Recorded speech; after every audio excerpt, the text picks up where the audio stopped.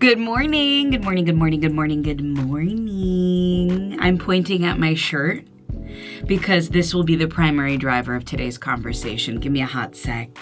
Good morning, or wherever this is going to find you. If you're here with us today in the now, in the present, it is Thursday, March 19th. But if this happens to find you in the future, well, I'm glad you're here. Thanks for stopping by.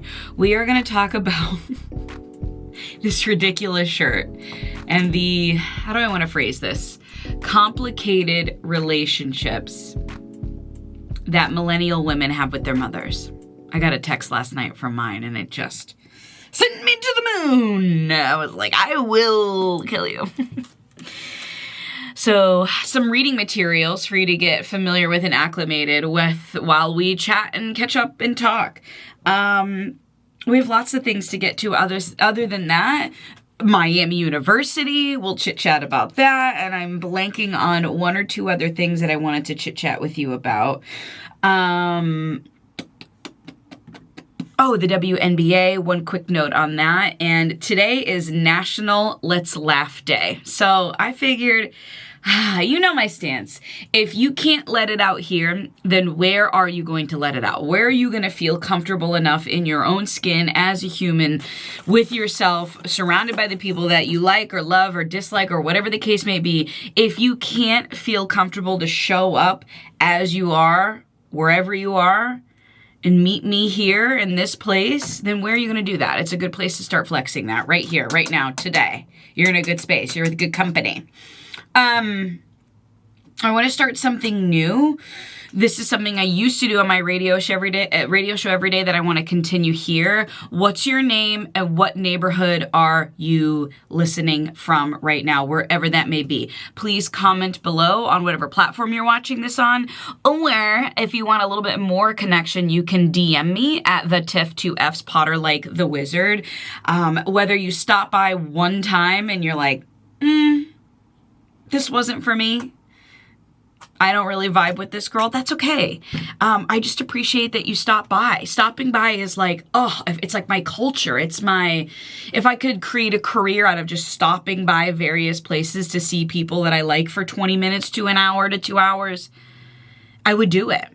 And I just want to create, here's what the visual in my head that I want to create with this show every day. And the reason why I call it stopping by is because I don't expect you to be here every day, but just know that I am. So you can stop by, say, hey, how you doing? What's going on? Let me know your name and your neighborhood. It reminds me of my best friend, Casey, her mom, Stephanie. Used to work at this place in Massachusetts where I grew up called Express Donuts. And it was like right off of this highway called 290. And it opened wicked early, like 5 a.m., had the best donuts, not like a gourmet donut, just like a classic bakery donut. And I loved it, but it built so many regulars, people on and off the highway. The staff was always the same.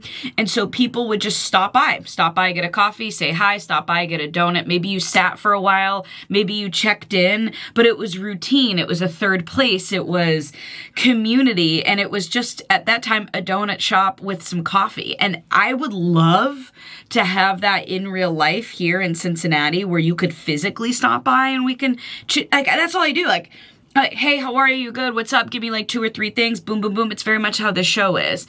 And so I want to create that same energy here that I did on my former radio show, but on this show now as that coffee shop. It's called Express Donuts. I don't know if it's still there, but stop by. Stop by, whether it's regular, whether it's like Monday, Wednesday, Friday when you're on the highway, or whether you came one time and you were like, I don't think I can spend every day. I don't have the time or the bandwidth to go to that donut shop, aka my show, every day. But I liked the energy. I liked the donut. I liked the Boston cream or the glaze. And you're still valuable too. So same energy, same concept. Does that make sense? Go ahead and drop your name and what neighborhood you are listening from. I'll start off with a few regulars. Hannah listens on her way to Carlsbad every time she drives from LA to Carlsbad, California. Ainsley listens usually while walking in Abington, sometimes on the MBTA into Boston. Steve Potter listens from Leicester, Massachusetts every day. AB, I believe, lives in Westchester. Josh, I forget where you live, but a good morning to you, and so I want to make this a ritual, routine, and habit, so please indulge me. Julie, a regular listener, is in Arizona, and so please continue. Okay. First and foremost, before we get to anything further, I have to check in on you. Speaking of stopping by, what's up? What's top of mind? Are you good? What's happening? I'll give you a second to collect your thoughts. I'm going to drink this ugly-looking smoothie.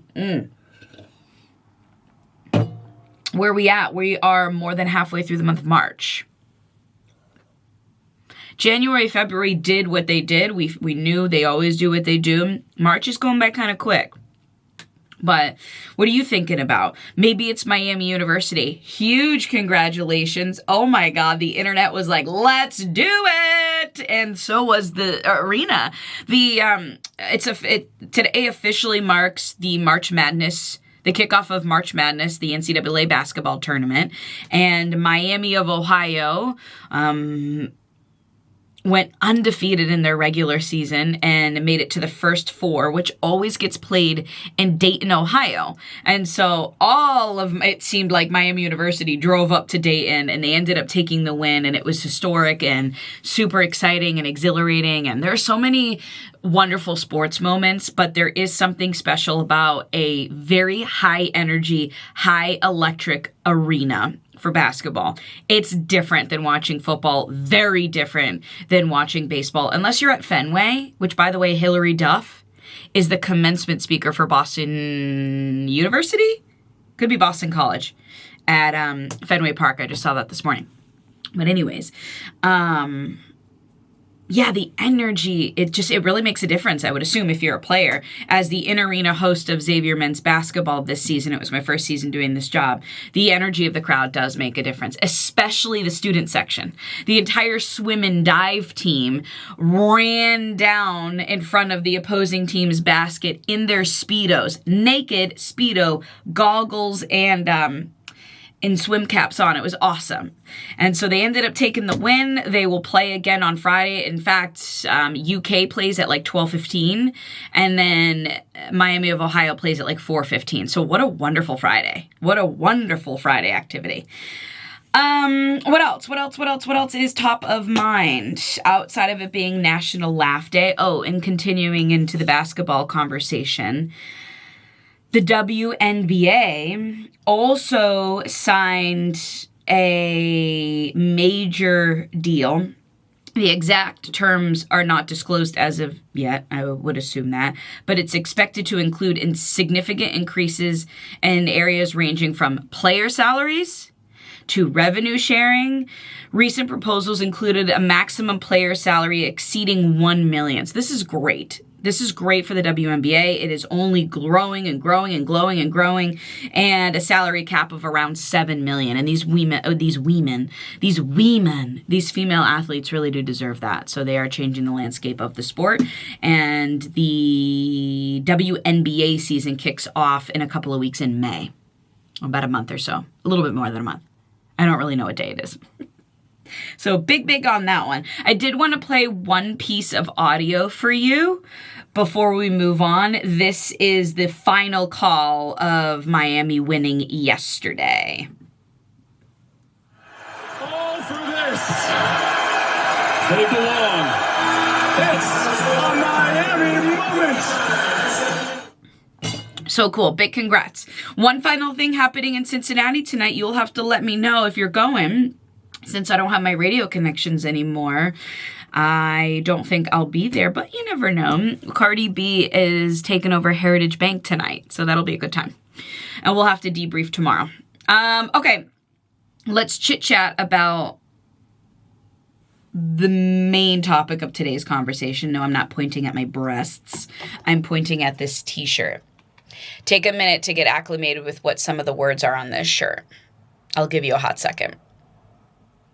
My mom the complicated relationships that millennial women have with their mothers. I can't say it's the same for Gen Z or boomers, if your parents happen to still be alive, or Gen X.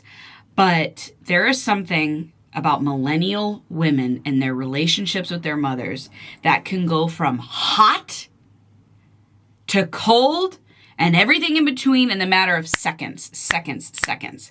So when I went to go and visit my mother in Florida, she found Temu. And I mean, though a woman, like a boomer woman that finds, or I think she might be a Gen X woman that finds an iPad and finds Temu, Godspeed to your household. She loves to buy me things when I go there. And I do really appreciate the fact and the sentiment that she's thinking of me. And the last time I visited at the end of February, she brought me this t-shirt. This is not, first of all, this isn't even like the size that I would typically wear in t-shirts. And it is also just like not my style whatsoever. And I took it, and it's been sitting on the edge of my bed up until I was getting dressed for the show today. And I was like, well, I might as well wear it before I donate it. But it says, be creative, be fit, be sexy, be kind, be confident, be unique. What else is on here? Be graceful. That's ridiculous. Be flexible. I really want to take this off and read it a little bit more. Be brave. That's a good one. Be generous. Be smooth. Be playful. Be hospitable. Be fair. Be tenacious. Be alive. Be hardworking. I'm like, I can't be all these things. And I feel like half of the things on this t-shirt, if not more, are like the patriarchy telling women that they have to be all these things and none of them at the same freaking time. Be glad.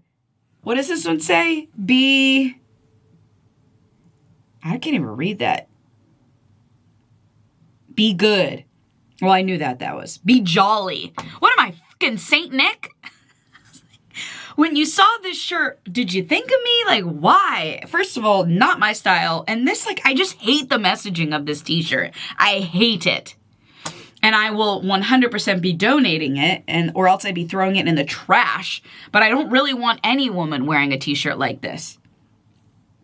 And I don't know, maybe it's not the meaning of the t-shirt. What the whole conversation is just the complicated relationships that millennial daughters have with their mothers. And the t-shirt is just a silly entry point into it, and I will 100% be donating it, but I figured I'd wear it at least one time. My mom sent me a text yesterday, pretty much crashing out, and I've learned how to manage her emotions, which is a story for a different day. She sent me a text message that said, after crashing out and me like somewhat talking her off the ledge and just kind of like protecting my own peace, because I've learned to do that. P.S. What are you gonna do? Maybe a flight attendant or one hell of a bartender/table waiting. You have what it takes in every one of those temporary money makers. You can't just lay around doing zip. Use your talents, please.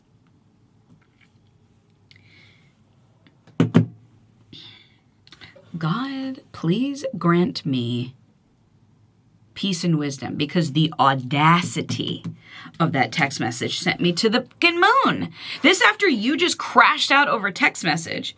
And I said, have you listened to my show? That's what I'm doing. I will never, ever, ever, ever be a flight attendant. She can't let it go. She's like, will you be a flight attendant? I'm like, I'm never going to be a flight attendant. Let it go. And I said, and I know / I hope you're saying this is a lighthearted and a joke, but I absolutely have not been lying around. I'm creating a business from the ground up that uses my strengths and talents. I'm smart and I know what I'm doing, and I'm excited. And I'm excited is really more of what I wanted to say. My show is just one part of that business. And she said, alrighty then, I've got complete confidence in you. And so I know her, and I know that was a lighthearted joke, but I mean, it just then sent me. And I think that's the truth. My sister has a complicated relationship with her mother as well. And I have many girlfriends that report back with this same sentiment. And whether it's a mother-in-law, but I think that the mother-in-law is like almost like a different beast. I don't know, because I don't have one.